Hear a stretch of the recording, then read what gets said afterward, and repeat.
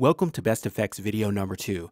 This time, I'll be going over the effects I used to cover the lead in Starlight by Muse with Strymon's Mobius timeline and BigSky. First, a quick run through of how the final preset sounds.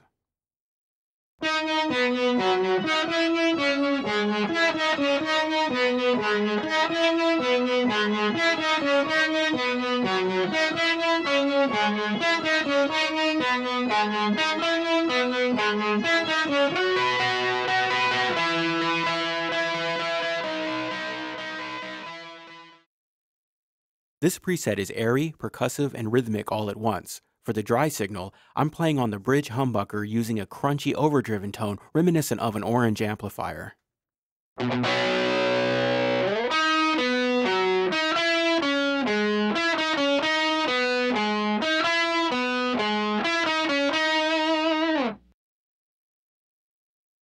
Added to the dry sound is a vintage tremolo effect. It's used to create a specific rhythm to the passage, as if playing eighth notes instead of quarter notes. Not only does this give the passage more pulse, it also keeps the accents on the quarter notes.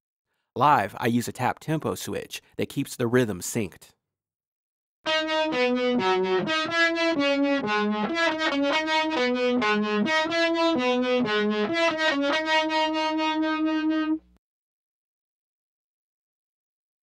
The mode parameter chooses one of 3 distinct tremolo circuits. I'm using the harmonic circuit, which is based on band filtering and delivers a phasey sound quality I like for this part. The depth control is full on for a more intense effect. You will hear later how the intensity is lessened by the layering of delay and reverb in the final sound. The tap division is set for eighth notes. This makes it easy for me to tap in quarter notes from the stage. I like to thicken the sound of lead passages with a single delay repeat that's darker than the input signal. To do that, I usually turn to an analog style delay, so I'm using the timeline's dBucket algorithm.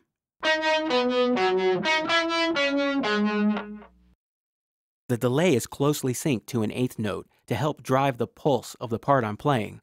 The idea behind having only one repeat is to provide thickness and a sense of space, but not have so much going on that the passage becomes muddy and indistinct. Here, with the tremolo turned off, is the sound of the delay on its own.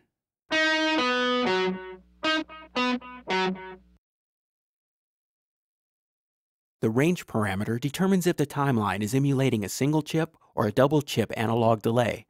For a more lo-fi sound, I use the single chip setting. The filter control makes the delay darker or brighter. 12 o'clock is a neutral tone. For a brighter sound, turn counterclockwise, and clockwise for a darker tone. I have it set to about 1 o'clock.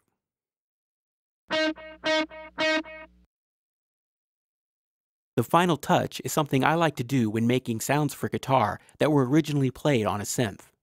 A shimmer reverb can help bring air to the sound, increase the octave range, and also add decay, elements that you hear a lot with synthesizers. The effect alone sounds like this. As you can hear, the decay time is fast, and there is no pre-delay.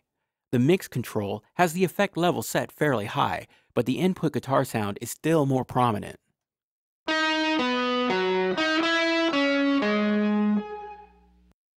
However, when you kick on the tremolo effect, the shimmer can be heard more clearly between the guitar swells.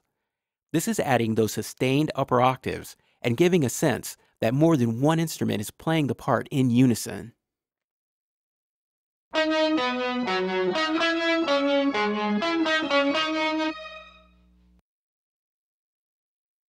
The 2 shift parameters determine the interval of the pitch shift. Shift 1 is using a 1 octave shift up,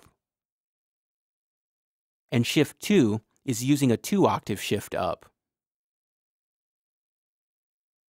The amount parameter sets the level of the shifted voice in relation to the input signal.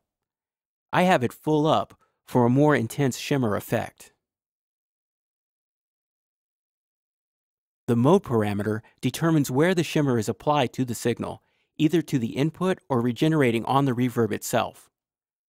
I have it set to input, which causes the pitch shift to apply itself to the guitar signal before the reverb is generated. This is a more straight-ahead sound than the complexities that come from using the regenerate mode.